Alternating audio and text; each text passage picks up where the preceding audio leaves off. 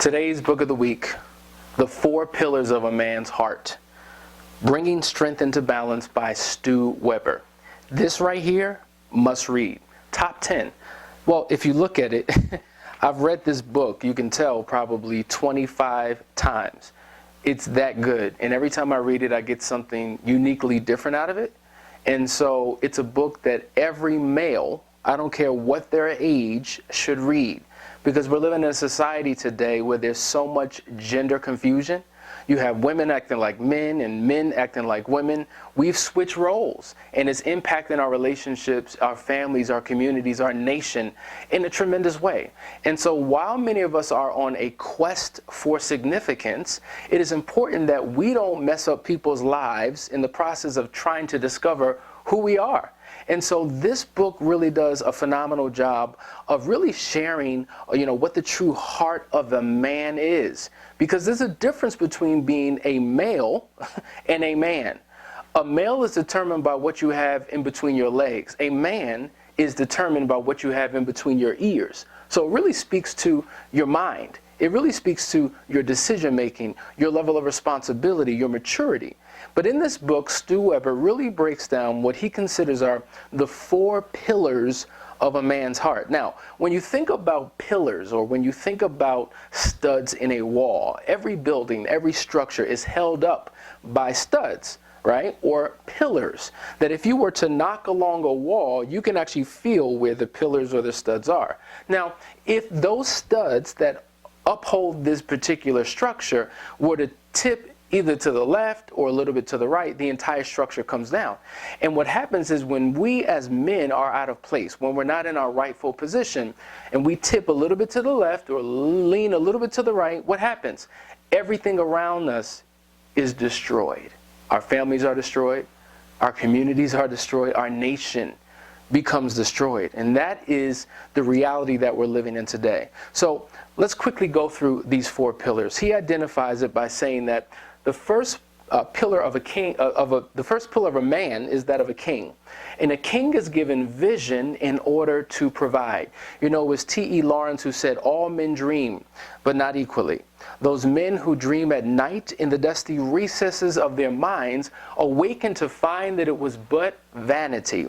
But those who dream by day, these are the dangerous ones, for they dream with their eyes open to make sure that their dreams come true. So you've got to be like a dangerous man who begins to dream with his eyes open. It's almost like being a daydreamer. There's many great men in this earth now who are passed away, and still some who are alive, who are visionaries, who are dreamers. We know that Dr. King was a dreamer. Gandhi was a dreamer. But they were visionaries. And a visionary is not just a resident of the present, but they're a citizen of the future. They have the ability to see 5, 10, 15, 20 years beyond their present situation and beyond their circumstances, not just for themselves, but for those that they represent. And that's what a man is. When you speak to women, all they want is a man with a plan. A man who's going to do something, a man who's figured it out, a man who's gotten vision from on high that then brings it back to the family and shares with them the direction that the family is going to go in. But if you're dealing with a man who ain't got nothing, who ain't doing nothing, who's sitting on a couch somewhere, eating bowls of cereal, watching cartoons, smoking weed, just doing everything that is non-productive, then you don't have a man who has the pillar of a king within him. Or he has it within him, but it's just leaning a little bit to the left or a little bit to the right. So a king is given vision in order to provide, giving provision for the family. And that's ultimately what our main role is, or one of them, as we transition. The second pillar is the pillar of a warrior. Now, interestingly enough, a warrior is given strength in order to protect. Now, most men watching this video would assume that the strength that I'm referring to, or the book is referring to, is a physical strength. And as a result, you see many of us who go to the gym, and so we believe that our manhood is wrapped up in how many muscles we have, and how big we can be, and how strong we can become. And though that does represent a form of masculinity, it doesn't stop there. When we're talking about being a warrior, and protecting our wives and our families, it's just not a physical protection, but protecting their hearts, protecting their minds, protecting their vulnerabilities, protecting their insecurities, protecting their faults and flaws so that the world cannot see them. It's taking a shepherd or leadership role over their entire lives, soup to nuts, head to toe, and being that rock, being that pillar that they can rely on. That is what we mean about being a warrior. Strength is not just physical, but really we're talking about the strength of the mind. But there's so many weak-minded, soft-minded men in society today, and as a result, they've taken a back seat, and now their women are leading and running and ruling their domain. That's a problem. So that pillar of a warrior needs to be erect in that man so that he can take his rightful place. The third pillar, the pillar of a mentor. A mentor is given wisdom in order to teach. I can't tell you how many men I meet who hate to read. I mean, listen, nobody's requiring you to read the Britannica Encyclopedia, but pick up a magazine, read an article, read a blog, watch the news, be engaged in social affairs, political affairs, know what's going on in the world. Do something that gives you a level of expertise in a particular field so that now you become a person of value. But if the only thing that you know are cars, sports, and the things that are easily identified with men, then you are not as valuable as you can be to the society, let alone those within your own home. So a mentor is given wisdom in order to teach. Now, let's talk about the mentor for a second. Because some of us believe that, you know what, I don't need a mentor in my life, I'm good. I got it. And as men, we're wired in such a way to believe that we can figure it out, that we're the ones who are supposed to have the answer. So I'm not going to no other man or another woman to get what I already know that I have on the inside of me. But let me tell you something. Listen, this is what I say. Every man needs a man.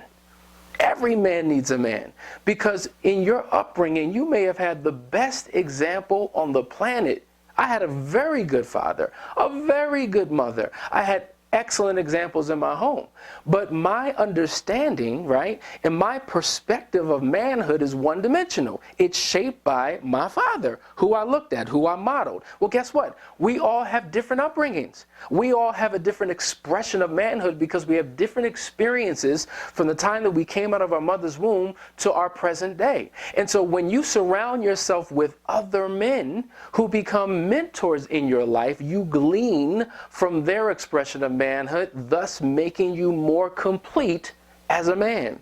So whether your mentor comes in the form of someone who's twice your age or half your age, it doesn't matter where it comes from. If there's wisdom that can be learned, knowledge that can be gained, then you should always be in the mode of being a student, because the best students become the best teachers. So find yourself a mentor, because when you find a mentor and you model what they are mentoring, you then walk in the full manifestation of who you're supposed to be, and then you can become a mentor to others.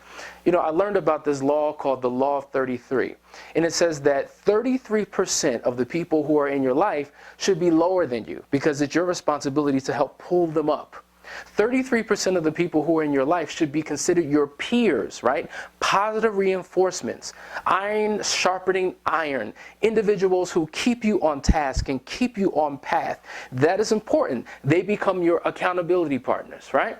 And then 33% of the people in your life should be higher than you. People you aspire to become, things that you're striving for. And as long as you have people in your life in that particular proportion, you're always growing for your own benefit, but now there's accountability, right, for others' benefit.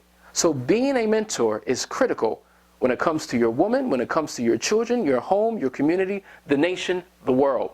The fourth pillar of a man is the pillar of a friend. And a friend is given love in order to connect. This is huge, because as men, we're taught that we're logical and that women are emotional. And in many respects, that's absolutely true. But I think that the misconception is that somehow women are more emotional than us. The reality is, when you look at the studies and the statistics, men and women have the same number of emotions, but we express those emotions differently. That's the difference. Now think about it. Rage is an emotion, right? Anger is an emotion. Hot-headedness is an emotion. The ability to go from 0 to 100 real quick, that is our inability to manage our emotions. And when you think about a lot of us as men who are in prison today, a lot of us are in there because we weren't able to effectively manage our emotions. And in the blinking of an eye, the snap of a finger, a moment's notice, we react. And when we react like that, sometimes everybody who's in our circumference feels it. So the proper management of your emotions, or the ability to tap into your soft emotions, because if there are hard emotions, as I just articulated, there are also soft emotions. Being gentle, being vulnerable, being transparent, expressing love, having the ability to what? Forgive. It's so interesting. I counseled a gentleman some time ago, and we were talking about this whole issue of forgiveness, and he said to me, you know what, it's just hard for me to forgive, because when I think about forgiveness, you know, it just seems like a feminine concept. And so as a result of that, being a man and being macho and masculinity, forgiveness was not in his genes, so he thought. And so if we're walking around with this type of perception and conception and false sense of reality, it can really impact us as individuals and have a tremendous negative effect on our relationships. It's just like, listen, we're getting into relationships with all types of people. And so it's important that we learn how to tap into our own emotions so that we can begin to emotionally connect with those who are around us. So when you realize that you are a vessel of love and you are meant to connect, everything begins to change. These 4 pillars, the king, the warrior, the mentor, the friend, are critically important. And not one is better than the other, but they all are essentially and equally important. Now, when you have these 4 pillars that are erect, once again, the marriage benefits, the family benefits, the church benefits, the community or the nation benefits. Listen, this book, literally, is a book that I read continually. I would highly recommend, if you are a man, you get this book. If you are a woman watching this video, get this book for your man. Get this book for your son to give them the foundation that they need. There's too many strong women in society today, and most of you are strong because you've been forced to be. You're strong because there were no examples of men in your life that represented strength. This is an opportunity for them to get a better understanding of what it means to be a true strong man, not just physically, not just your outward appearance, but your inner character and your inner being. The 4 Pillars of a Man's Heart, Stu Weber. Get the book.